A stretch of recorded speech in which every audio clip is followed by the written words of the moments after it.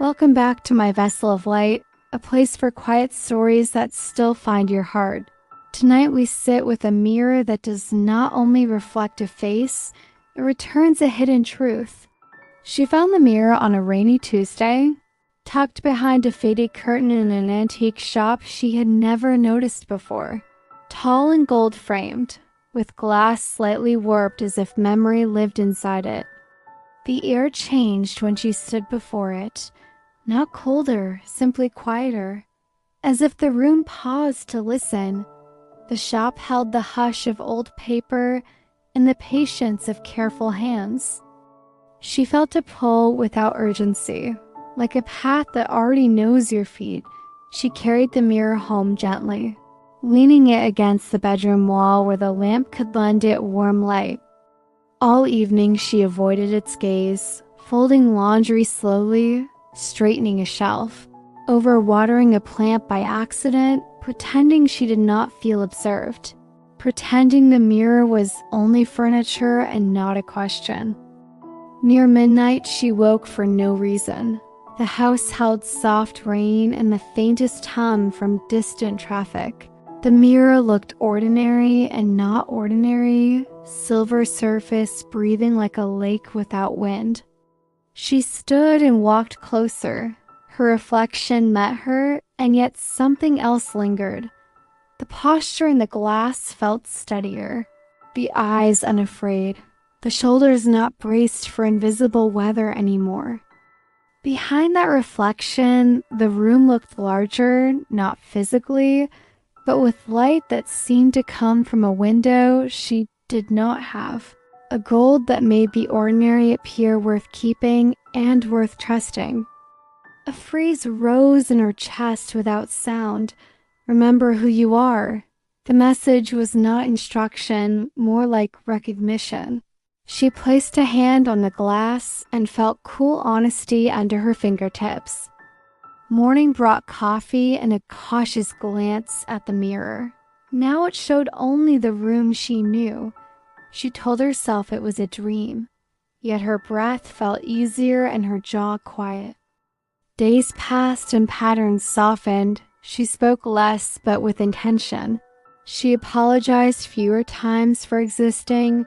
She chose smaller portions of noise and larger portions of silence. Her posture learned a kinder grammar. Each evening she spent a minute with the mirror, no questions asked, simply breathing while looking into her own eyes. The reflection no longer felt like a portrait. It behaved like a doorway that remembers. Sometimes she saw herself painting in gentle light, although no canvas stood nearby. Sometimes she saw herself walking toward a bench by the river at a slow hour. Sometimes she simply saw steadiness. There was always a suggestion of a golden window behind her reflection, a hint of elsewhere that did not demand leaving, only returning to something she had temporarily misplaced inside her days. One afternoon, the antique shop woman appeared at her door with a small paper bag and the kind of smile people learn from long winters. Inside lay a cloth for cleaning glass and patience. "You have been visiting yourself well," the woman said without ceremony. "Soon you will choose whether to step through or keep watching from here. Both are real, only one makes time into a friend again." She heard the words and felt neither fear nor pressure, only timing like fruit reaching ripeness without applause. She placed the cloth on the dresser and noticed the lamp making little moons along the mirror edge. That night, the mirror held her reflection and something additional, a softness around the eyes that felt earned, an invitation without deadline. The golden window behind her appeared open as if air could move through it. She touched the glass and did not push. She only allowed the hand to rest. Warmth gathered beneath the cool surface, like sun remembered by stone. The feeling was familiar and honest rather than dramatic. In matte contact, she realized the mirror never asked for performance. It asked for presence. It never demanded answers. It offered room for questions to stretch their legs until the body no longer needed to hurry. She began a new practice, 3 minutes each morning with the mirror, breathing through the nose and out through the mouth, counting 4 to arrive and 6 to release, letting the longer exhale carry permission. The house changed by becoming itself more fully. The kitchen held less clutter on the counter. The hallway gained a plant that did not apologize for needing water. The bedroom learned how to light itself gently. On a Wednesday, she wrote 3 lines on a small card and slid it into the mirror frame. Drink water before messages. Look out the window before conclusions. Place 1 kindness into the day on purpose. That evening, the mirror offered a subtle difference, not another face, but a steadier belonging. She realized she was no longer studying herself for errors. She was witnessing a person allowed to fit her own edges. The next week held ordinary difficulties: a late bill, a misunderstanding with a friend, a heavy headline. She did not avoid these. She stood near the mirror for a minute and let her shoulders lower. She answered messages after breathing. She walked around 1 block before deciding. She paused a conversation rather than breaking it. The mirror did not fix outcomes. It helped her remain in a shape she trusted. Sometimes the mirror surface trembled like heat above a road, not visible to anyone else, a small shimmer reminding her of that golden window. Not far away, simply on the other side of permission. She experimented with tiny returns, tea without a second screen, a 10-minute walk without destination, reading 1 page aloud to hear the kindness of her own voice. Each return made the room wider. On a quiet Saturday, the mirror showed a faint image behind her reflection.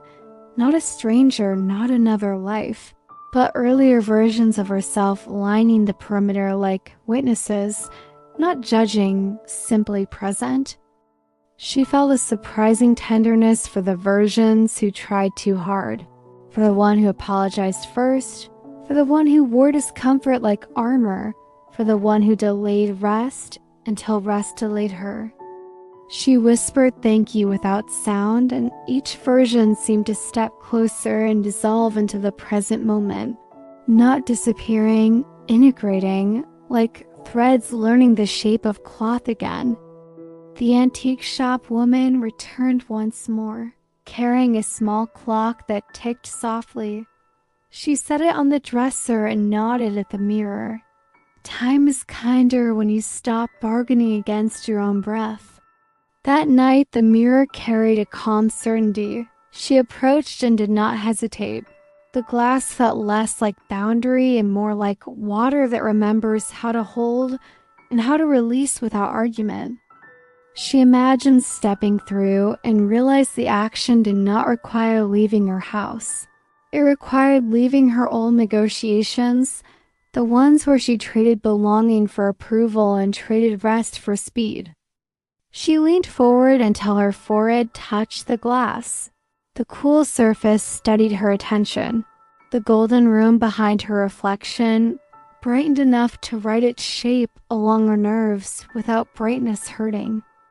In that brightness, she saw ordinary things made holy by practice, a chair that holds a body without conditions, a cup that knows the temperature of hands, a window that understands both privacy and horizon.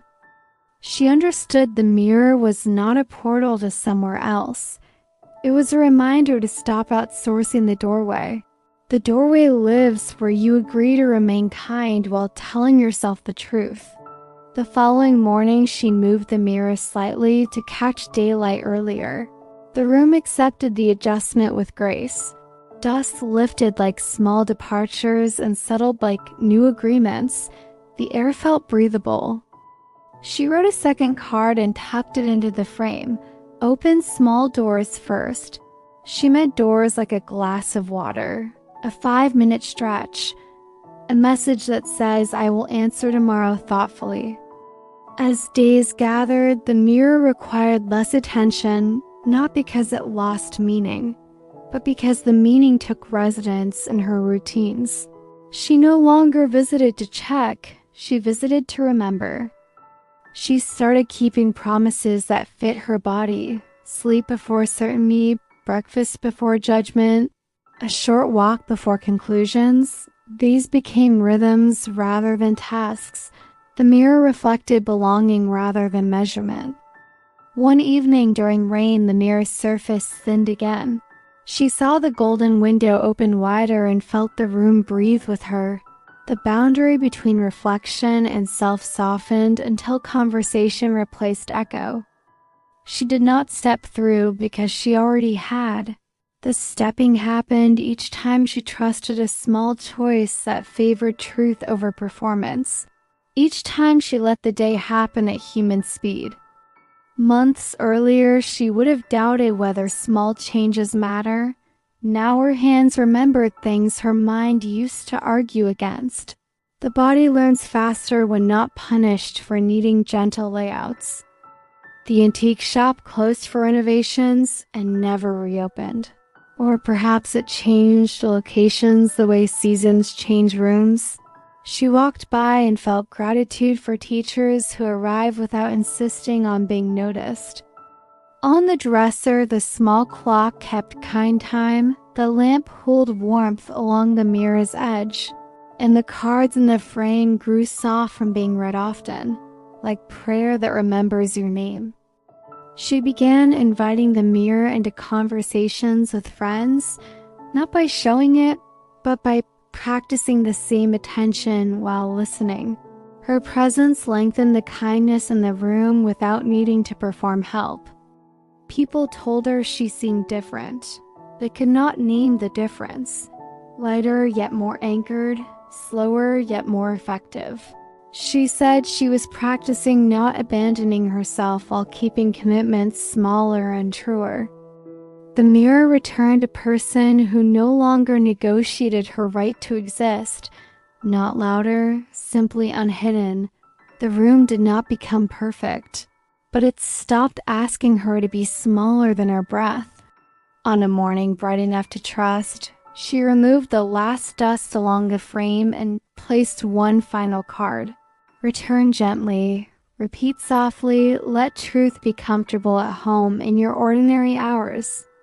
She stepped back and watched her reflection stand with her, not ahead, not behind. Together, the golden window did not vanish. It simply learned to live on this side of the glass with her choices. From then on, she visited the mirror briefly and often, mostly to remember that honesty does not need volume to work. It needs rhythm, it needs room, it needs a witness who refuses to leave early. When difficult days arrived as they do, she did not try to impress the mirror. She stood with shaking shoulders and let the glass reflect a person worth staying with, even when steady felt far away. The practice held, the room remained a friend, and the mirror became what it always hoped to be, a place where a day can begin without apology and end without regret over abandoning the heart. If you are listening tonight and carrying a weight that does not belong to you, place a small card in your own mirror frame. Write one promise your body can keep without debt. Drink water before messages, take one short walk, lower the light earlier. Speak to yourself as if you plan to remain. You do not need a special doorway. You need consent to be fully here. Welcome your reflection the way you welcome someone you love at your door, with patience for their timing and relief at their presence. Let the golden window live where you decide to breathe honestly. When you forget and hurry returns, the mirror will still be here. Not offended, it will offer another chance to practice arrival. The world keeps making room for people who show up with gentleness. Thank you for being here with my vessel of light. If this story kept you company tonight, tap like so the candle travels farther. Subscribe to my vessel of light and leave one word you want to bring back. May your returns be kind, may your beginnings be steady, and may your room learn your true shape without asking for smaller. I will meet you here again tomorrow with the next quiet, bright story.